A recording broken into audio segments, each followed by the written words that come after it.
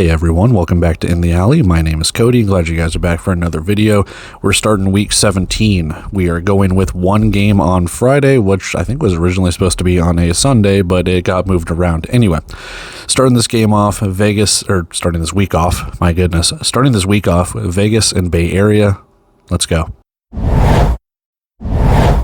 All right, so let's preview our only game for Friday. It's a late one, so if you are on the West Coast, you are in luck. I mean, this game is on the West Coast, so the time makes sense. But if you're on the East Coast, grab some caffeine. We have a 9:05 p.m. Central Time kickoff, so 10 o'clock on the East Coast, 7 o'clock Pacific Time, so adjust your clocks accordingly. 9:05 p.m. Central Time, where I'm at, and we have got the 8-5 Vegas Nighthawks heading to Bay Area to take on the 10-3 Bay Area Panthers.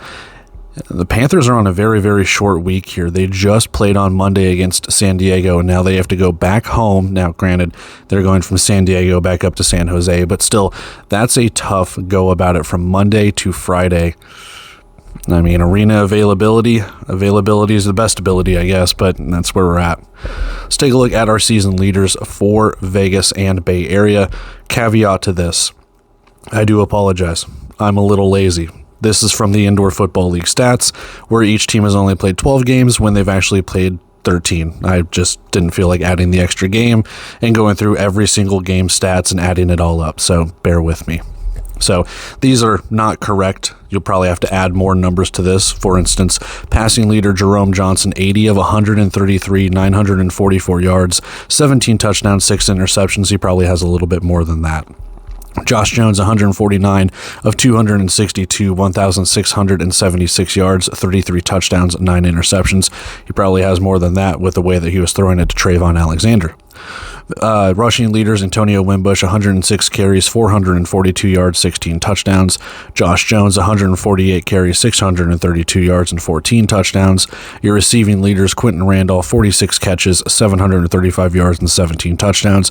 And Josh Tomas, 43 catches, 520 yards, and 6 touchdowns. Again, take that with a little bit of a grain of salt. Those numbers are probably pumped up a little bit from Bay Area playing on Monday, Vegas having a game missing in there as well. So again, apologies where it's due.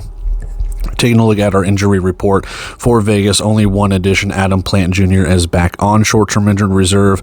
They've gotten a guy taken off. We'll talk about that in the 25-man roster. And Bay Area just keeps adding players to their injury report. Unfortunately, Tyler Watson, who's had a really good season, on season injured reserve, so he is done. Now, caveat to that, you can take a season injured reserve, just one, off before the playoffs. So if he's the lucky one, or if Bay Area gets another one of these guys off of season injured reserve, neat. Also added Morris Joseph Jr., which, not shocking, but I kind of noticed that a little bit as EJ and I has been getting some playing time and some starting time in the defensive line position. So I was wondering if something was going on with him or Tavon Grant. Regardless, just another addition to an ever-growing list of Bay Area Panther injuries. Taking a look at our bets, we're going with Bet365 right now, and the reason why is, well, FanDuel, DraftKings didn't really have the betting odds out, so I had to go with Bet365. Shout out to Alec for his wager Wednesday and his posts and stuff like that to turn me over to this one. Otherwise, I wouldn't have had betting odds. So there we go. Over 81.5, under 81.5 is your total points, minus 5.5 for Bay Area. So even on a short week, Bay Area is favored by almost a touchdown. That's weird to me. We have plus 205 for Vegas on the road, minus 250 for Bay Area at home.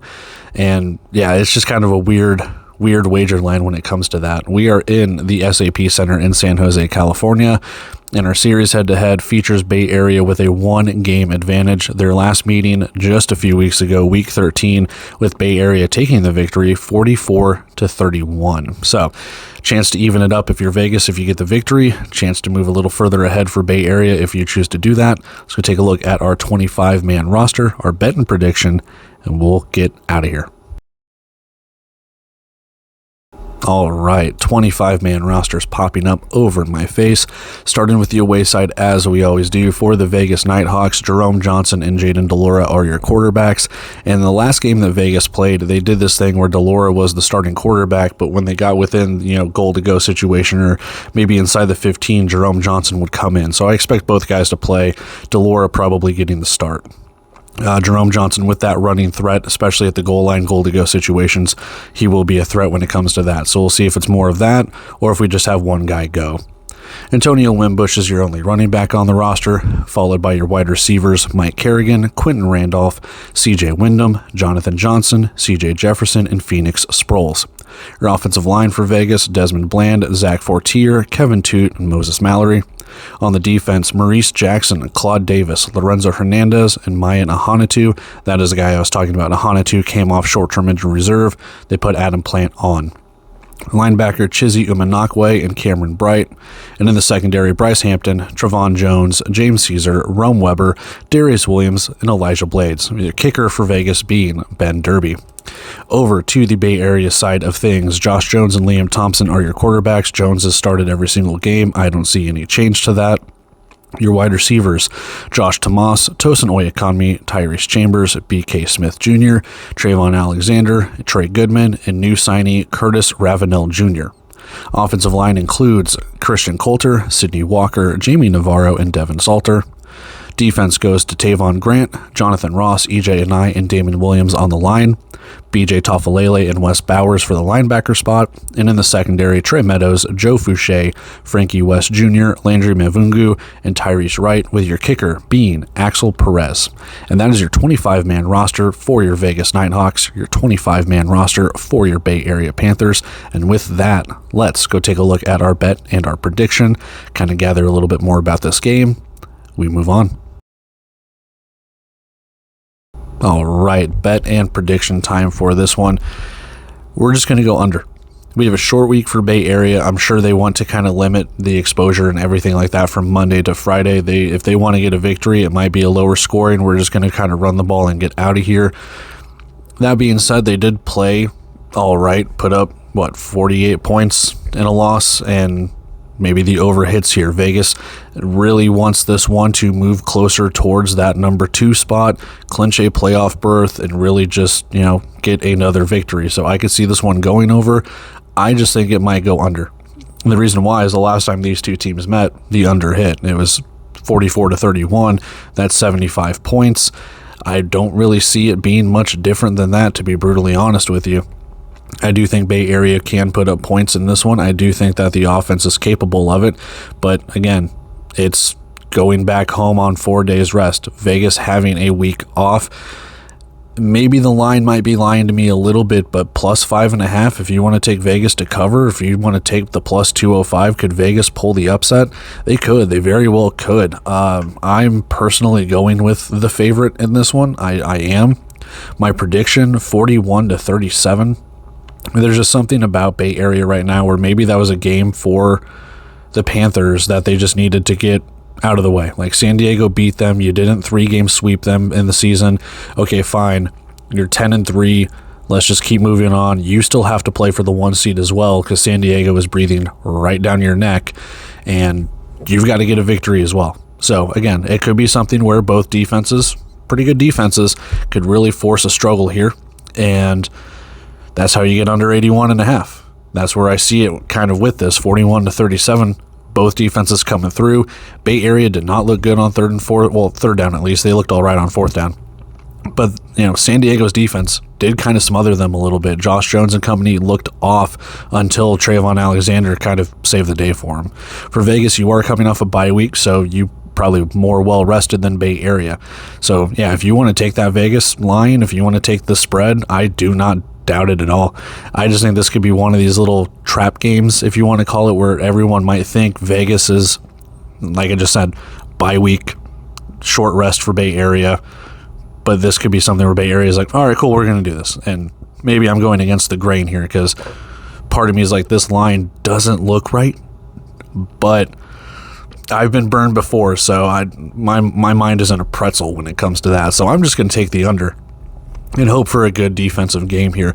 I do like Vegas's defense. I do think that defensive line can get after whichever, I think Vegas's defense can get after whichever way Bay Area wants to go, whether it's running the ball with Tomas, whether it's throwing it to Alexander, Josh Jones running the ball. I think they might be able to shut down Bay Area's offense a little bit if they can replicate what San Diego did. For the other side, Bay Area, again, short rest, I get that. I know I'm harping on it, but Bay Area's defense has been good all season. They have taken the ball away quite a bit. This defense is good, and yes, they've had a couple of issues on that defensive line, whether it's been injuries or what have you. They've got a whole plethora of freaking injuries. We just touched on that. But there could be something here where that secondary looks pretty good against those wide receivers of Vegas. Bay Area did prove it just a few weeks ago, but God, these feel like two different teams from just a few weeks ago, and maybe that's just the intensity of the playoffs heating up. I'm not entirely sure, but under 81.5 is what I have for this one. I have a 41-37. It's close, and I am not shocked one bit. I'm not going to sit there and be like, oh, Vegas won? Oh, incredible. No, if Vegas wins this one, it's just like, okay, yeah. But you can't, you can make the excuse of short rest and stuff like that. I get that. But again, Vegas having an extra week practically to get ready for this one, not shocked in the slightest if the Nighthawks take it. But I will hitch my wagon to Bay Area. They have been one of the most consistent teams, couple of hiccups throughout the season.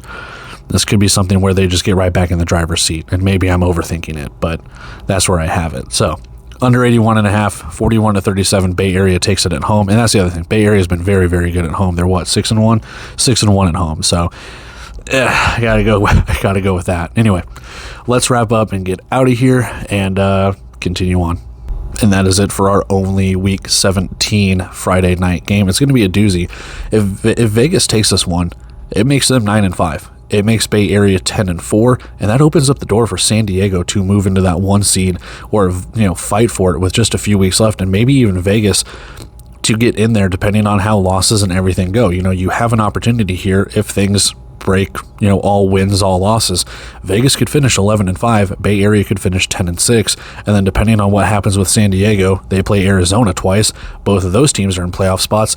It's just a huge freaking mess in these final 3 weeks of the season, though number 1 seed is still open for a possibility for Vegas as well. So that's just kind of where we have it, man. It's going to be a crazy couple of weeks when it comes to all of these teams just interfighting each other. So I'm looking forward to it. I hope you guys are too. It's going to be a late one for the people on the eastern side of the states and in the middle, but you guys that have it, nice and cozy out there on the West Coast, kudos to you. But anyway, I'm going to take off here, guys. Love and appreciate every single one of you. If you feel so inclined, you want to like, comment, share, subscribe. If not, whatever, I don't care. But anyway, I'm going to take off here, get ready for the Saturday previews and everything along those lines. So we got a huge slate of Saturday games, a lot of playoff implications, obviously in both conferences, and we just take it from there. A lot of clinching scenarios depending on which way we're going, conference win percentage or head-to-head, I'm not sure, but we'll see whenever the Indoor Football League makes the graphics, I guess, for who's clinched the playoff spots, or the mathematicians out there that follow this sport that are doing both ways. I've seen your comments. I can't remember your name off the top of my head, but the guy who in my rant video posted the clinching scenarios. Kudos to you, man. I appreciate that because you're doing the Lord's work when it comes to that. I've thought about it, but yeah. Anyway, taking off here, guys. Love and appreciate every single one of you. I will catch you in the recap for this one. I'll catch you in the previews for the rest of Week 17. Until then, see ya.